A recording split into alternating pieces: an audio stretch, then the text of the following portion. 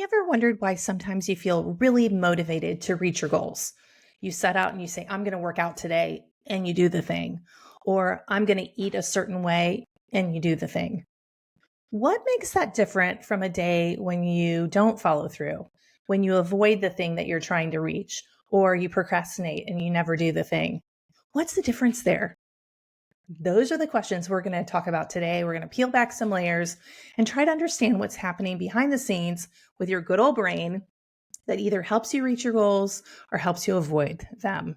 Hey there, I'm Cam. Welcome back to the Menopause Method. I took a little break. I needed a little winter break.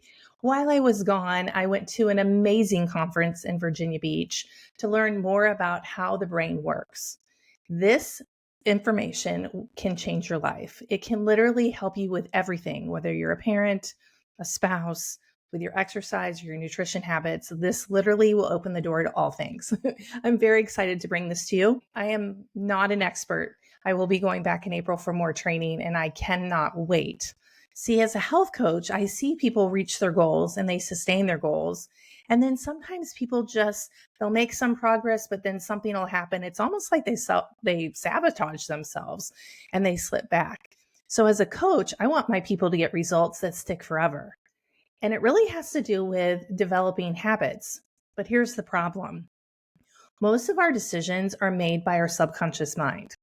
Like literally 90% of the things that we decide come from the unconscious side or the subconscious side of our brain. That means only 10% is making the decision and the follow through. So part of the training was learning how our brain works so that we can break through and actually bring the subconscious to the consciousness, and we can actually make better decisions and get better results. It's amazing. I learned that we have a strategy for everything that we do. Our brain needs to compartmentalize things and generalize things because we receive so much information every single second. One of the things we do is we chunk things together into strategies. And I learned that we have a strategy for absolutely everything we do, from motivation to avoidance to procrastination, when you're going to brush your teeth, when are you going to exercise, all of those things. There's something that triggers your strategy. I'm using air quotes if you're not watching on YouTube. And then you run your strategy. Today, the purpose is to kind of look behind the scenes to see where is the strategy getting hung up. If you're running your avoidance or procrastination strategy, why are you doing that to yourself? You have this goal. Maybe it's you want to fit in a certain size pants, or when you look in the mirror, you feel good about yourself. Or maybe it's some kind of physical thing. You want to go backpacking with your friends. Whatever the goal is, we have this goal. We know how to eat. We know how to exercise. But what is stopping us from actually receiving those results? I think it has to do with our brain. So today we're going to peel it back and hopefully this will help you understand. In fact, if you have any ahas from this episode, first of all, please leave a comment on the podcast platform or on YouTube. That would be amazing. But second, send me a message on Instagram. I'm heymama_Cam, and mama is MOMMA.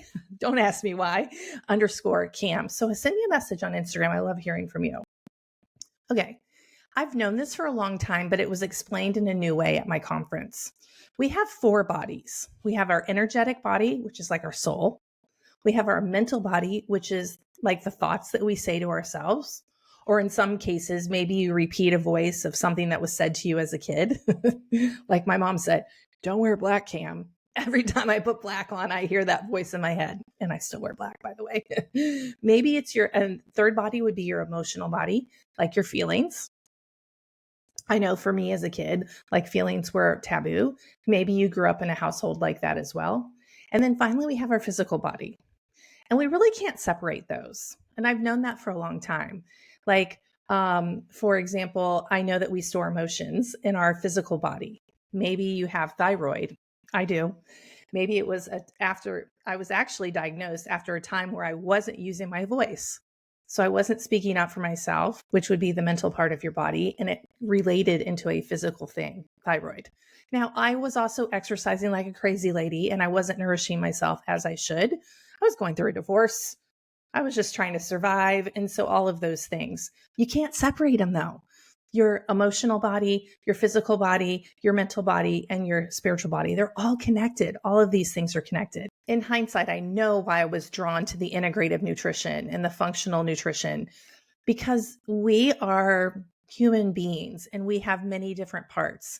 Like, I truly believe that health also includes your relationships, your spiritual connections, your purpose in life. Those things also add to your health, in addition to your physical exercise and what you eat.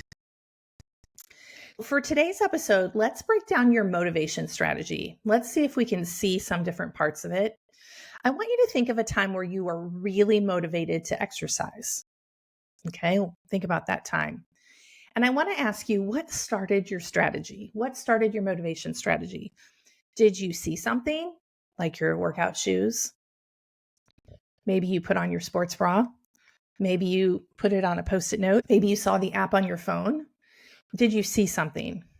Maybe you heard something. Maybe you heard your favorite workout song. You're like, yes, get pumped up and ready to go. Or maybe you felt something in your physical body. In my 40s, I was a competitive CrossFit coach. And before competitions, I would get that feeling inside like, let's go. So maybe it's that. Something starts your motivation strategy. So take a moment to really think about what starts your motivation strategy. Because once we know what starts it, we can on purpose intentionally start our motivation strategy when we see, hey, when I see my shoes out, or hey, when I put my leggings on, or hey, when I put that sports bra on, that means I'm going to work out. That's going to kick off your strategy. Next up, I want to talk about, what do you say to yourself? This could be self-talk, like the little voice that you hear in your head. Or maybe if I'm your coach, maybe it's me saying, hey, you can do this, whatever it is. What voice do you hear in your head? What did you say to yourself? Maybe it's like, I'm going to feel so awesome afterward. Maybe you said that. Or I am a person who takes care of their physical body by working out. Maybe it's something about feeling proud and accomplished. I'm in beta testing right now for some new workouts, and that has come up several times. The women are proud of themselves for showing up, and they're proud, they feel accomplished for actually working out. Whatever you say to yourself or whatever voice you hear in your head, that is for your mental body. Now, if you're in the middle of the day and you realize you're talking mean to yourself, that actually happened to me earlier today for taking a little hiatus on this podcast. And I realized I was talking mean to myself. And what purpose does that serve? No purpose at all. I needed a break and I allowed my body to rest so I could show up fully and do this episode today, for example. When you hear yourself saying not nice things to yourself, you have an opportunity to stop and ask yourself some questions like, what's really going on here? That's your mental body. Next up, it's your emotional body. How are you going to feel? Excited, accomplished, capable, strong, proud, whatever that thing is when you actually follow through with your workout. Now, if you've ever skipped a workout and you felt guilty or shame or you felt lazy, you, just by becoming aware of that's what's going on, you have a chance to change the strategy next time it comes up. And then finally, for our physical body, it's actually following through and actually doing the workout. You may be wondering, like, what about my energetic body? Just making the decision work out takes care of the energetic body. Now, I want you to think about how this works in real life. Have you ever had a thought and blushed? You had a mental thought and your physical body blushed, or we're in menopause. Have you ever had something happen? Maybe it was embarrassing or you got emotional, like emotions were rising and you had a hot flash. Yeah, those are very connected. Or have you ever walked into a room and you knew the people were fighting, but you didn't hear the fight? That's the energetic. You know it. You can feel the thickness in the air. So it's just a chance to like peel back your motivation strategy. Did you see something? Did you put on your sports bra? Did you put on your shoes? What was it? What did you say to yourself? What positive things did you say? Like, this is amazing. I'm strong. I'm capable. I'm a woman who takes care of herself. How did you feel about those words? Did you feel excited, proud, accomplished? And then finally, how did the workout go? By peeling back the layers of our forebody, you can see the pieces of your motivation strategy. Next week, we'll come back and we'll talk about your avoidance strategy because we've all been there. You're like, have the best intentions to work out, but something happens and you don't follow through. And I bet when you run your avoidance strategy or your procrastination strategy, the words you say to yourself are probably not that kind. Okay. Thanks for joining me today. I hope you had a chance to look at your motivation strategy so you can replicate that in other parts of your life. Maybe it's cleaning out that closet, or maybe it's going to the grocery and meal prepping, or whatever that is. By looking at all of you, you'll get to your results faster. If you found this podcast helpful, do me a favor, hit subscribe, leave a review. It's the easiest way to get the word out. And again, I love hearing from you. So send me a message over on Instagram, and I'll see you next week.